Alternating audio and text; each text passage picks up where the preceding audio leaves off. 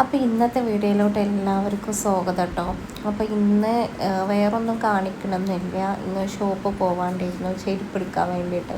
ഞാൻ കുറേ ആയി ചെരുപ്പ് വാങ്ങണം എന്നിങ്ങനെ വിചാരിക്കണം കേട്ടോ. അപ്പോൾ ഭയങ്കരക്ക് മോൾക്ക് വയ്യ, അപ്പോൾ മോളെ ഹോസ്പിറ്റലിലൊന്ന് കാണിക്കണം. അപ്പം ഞാൻ ഈ ചെരുപ്പാട്ടോ എടുത്തത്. ഇവിടെ കയറിയ ഷോപ്പിൽ വലിയ രസമുള്ള ചെരുപ്പൊന്നുമില്ല. പിന്നെ എനിക്ക് ഈ ഒരു ഫ്ലവർ ടൈപ്പ് ബേബി ചെരുപ്പ് നല്ല ഇഷ്ടമായി. പക്ഷേ കയ്യിൽ പൈസ ഇല്ലാത്ത കാരണം കൊണ്ട് അവിടെ നിന്ന് വേഗം ഇറങ്ങേണ്ടി വന്നു കേട്ടോ. പിന്നെ ഇത് ഞങ്ങൾ പോണത് കമ്മ്യൂണിറ്റി ഹെൽത്ത് സെൻറ്ററിലേക്കാണ് പോണത്. ഞങ്ങളവിടെയുള്ള ഏരിയയിലുള്ള ഒറ്റൊരു സിംഗിൾ ഹെൽത്ത് സെൻറ്ററാണ് കേട്ടോ. ഇത് പബ്ലിക്കായിട്ടുള്ള കോമൺ ഹെൽത്ത് സെൻറ്റർ. അപ്പോൾ ഇതിൽ ഒരുപാട് ആളുകൾ വരുന്നുണ്ട് കേട്ടോ. അപ്പോൾ ഞങ്ങൾ കുറേ കഴിഞ്ഞിട്ടാണ് ടോക്കൺ നമ്പർ. അപ്പോൾ എന്തായാലും മോൾക്ക് വിശക്കുണ്ട് എന്ന് പറഞ്ഞ സ്ഥിതിക്ക് ഞാൻ ബർഗർ വാങ്ങി കൊടുക്കാൻ വേണ്ടിയിട്ട് പോയിട്ടാണ്. അപ്പോൾ ഓൾക്കത് വേണ്ടായിരുന്നു ആദ്യം. പിന്നെ എല്ലാം ഞാൻ തന്നെ കഴിച്ചത്. അവൾ ഓർഡർ ചെയ്യുക, ഞാൻ കഴിക്കുക, ഇതാണ് അവസ്ഥ. അങ്ങനെ പിന്നെ ആകെ ഓൾ കഴിച്ച സാധനം ഈ എഗ്ഗ് പുഴുങ്ങിയതാട്ടോ. അപ്പോൾ ഓക്കാണ് ഭയങ്കര വിശപ്പ് പറഞ്ഞാണ് അങ്ങനെ കൊണ്ടുവന്നത് കേട്ടോ. ഓക്കാണ് വെയ്യാത്തത് ഓക്കണം. പക്ഷെ ഞങ്ങളുടെ ടോക്കൺ നമ്പർ നല്ല ഉണ്ടായിരുന്നു, നല്ല തിരക്കുണ്ടായിരുന്നു കേട്ടോ കമ്മ്യൂണിറ്റി ഹെൽത്ത് സെൻറ്ററിൽ. പിന്നെ ഇപ്പം കാരണം വൈറൽ അസുഖങ്ങളെല്ലാം ഒരുപാട്. അപ്പോൾ വീണ്ടും ഞങ്ങൾ ഹെൽത്ത് സെൻറ്ററിലേക്ക് തന്നെ പോയിട്ടാണ്. അപ്പോൾ അവിടെ കുറേ ടെസ്റ്റും കാര്യങ്ങളൊക്കെ തന്നെ. അപ്പോൾ കുറേ ടൈം ആയിക്കണം അവിടെ നിന്ന് കഴിച്ചിലായി കിട്ടാൻ. പിന്നെ വീട്ടിൽ വന്നപ്പോൾ ഒരു കൊറിയർ ഉണ്ടെന്ന് പറഞ്ഞിരുന്നു. അപ്പോൾ അത് ഇമ്മത് റൂമിൽ കട്ടിലോട്ടൊക്കെ മാറ്റി വെച്ചിരുന്നു. അപ്പോൾ വലിയ നീണ്ട ബോക്സ് ഉണ്ട്.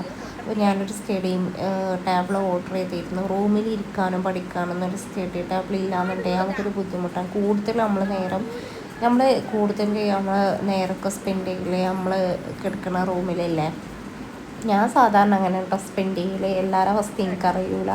അപ്പം ഞാൻ എൻ്റെ ഇളാപ്പാൻ്റെ മോനെ വിളിച്ച് കൊണ്ടുവന്ന്. അപ്പോൾ അത് പൊട്ടിക്കണ്ട. അപ്പോൾ മോനാണ് എന്താ പറയുക, അതിന് പാർട്സൊക്കെ ഞാൻ കുറേ നോക്കി. കുറേ എന്നെക്കൊണ്ട് ആവണ വിധം ഞാൻ നോക്കി, എന്നിട്ടൊന്നും റെഡി ആയില്ല. അപ്പോൾ ഞാൻ ഓനെക്കൊണ്ട് ചെയ്യിപ്പിച്ചാൽ കുറേയൊക്കെ ഐഡിയാസ് ഇങ്ങനത്തെ ഈ മെക്കാനിക് ഐറ്റംസൊക്കെ കുറേ ഇങ്ങനെ ഇവന് ഒരു സ്വഭാവം ഉണ്ട്. എന്താണെന്ന് വെച്ചാൽ കുറേ പഴയ സാധനങ്ങളൊക്കെ ഇങ്ങനെ റിപ്പയർ ചെയ്ത് ഇങ്ങനെ ഓൻ തന്നെ അതിങ്ങനെ റീക്രിയേറ്റ് ചെയ്തുകൊണ്ടിരിക്കും. അപ്പോൾ പിന്നെ ഇവർക്കാണ് കൂടുതൽ, നമ്മൾ പെണ്ണുങ്ങളെക്കാട്ടി കൂടുതൽ ഈ കാര്യങ്ങളിലൊക്കെ ഒന്ന് മെക്കാനിക്കായിട്ടുള്ള കുറച്ച് നോളജ് ഉണ്ടാവും. അപ്പോൾ ഇവരെ വിളിച്ചാൽ ഇവരുടെ അടുത്ത് കൊടുത്താൽ ആ റിസ്ക് നമുക്ക് ഏൽക്കണ്ട. പിന്നെ അത് ഇവരങ്ങോട്ട് ഏറ്റെടുത്തോളെല്ലാം. അപ്പോൾ ആ ഒരു ഫിനിഷിങ് നമുക്ക് കിട്ടും ചെയ്യും. പിന്നെ ആ ഒരു ഐഡിയാസും അതൊക്കെ അവരങ്ങോട്ട് ഏൽപ്പിച്ചാൽ മതി. പിന്നെ അങ്ങനെ വന്ന് ഞങ്ങളിത് പൊട്ടിച്ചിട്ടാണ്.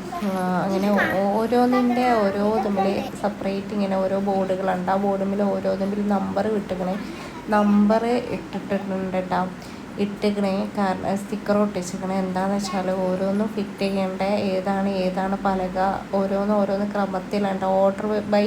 ഓർഡറിലാണ് ഓരോ നമ്പർ അതുമേൽ ഒട്ടിച്ചിട്ടുള്ളത് കേട്ടോ. അതിനനുസരിച്ച് ജസ്റ്റ് ഒന്ന് എന്താ പറയുക റീക്രിയേറ്റ് ചെയ്താൽ മതി. അങ്ങനെ വന്ന് എടുത്ത് നോക്കണ്ട ഓരോന്നും.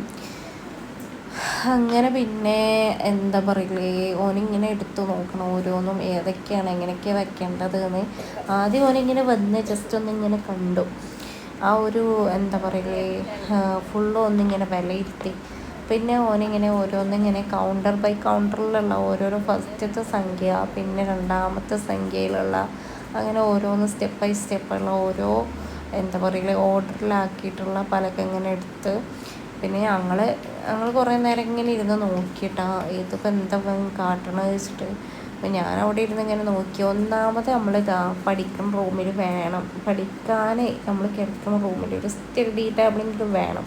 പിന്നെ ഞാൻ ഒരു കാര്യം പറയാം, നിങ്ങൾക്ക് ഇതിൻ്റെ ലിങ്ക് വേണമെന്നുണ്ടെങ്കിൽ ഞാൻ എന്താ പറയുക എന്നോട് ചോദിച്ചാൽ മതി കേട്ടോ. നല്ല അടിപൊളി സ്റ്റഡി ടേബിളുണ്ടോ, നല്ല പെർഫെക്ഷനും നല്ല ലുക്കി ആയിട്ടുള്ളൊക്കെ നല്ല അടിപൊളി, നല്ല സ്പേസിങ്ങും ലുക്കിയും പിന്നെ എന്താ പറയല് പെർഫെക്ഷനൊന്നല്ല കൂടുതൽ നോക്കേണ്ടത്, അതിൽ സൗകര്യം നമുക്ക് നോക്കേണ്ടത്. സ്റ്റഡി ടേബിൾ ഫർണിച്ചർ കാര്യങ്ങളിൽ എത്രത്തോളം സ്പേസ് കിട്ടുമോ ഇതാണ് നമുക്ക് കാണേണ്ടതും നോക്കേണ്ടതും കേട്ടോ.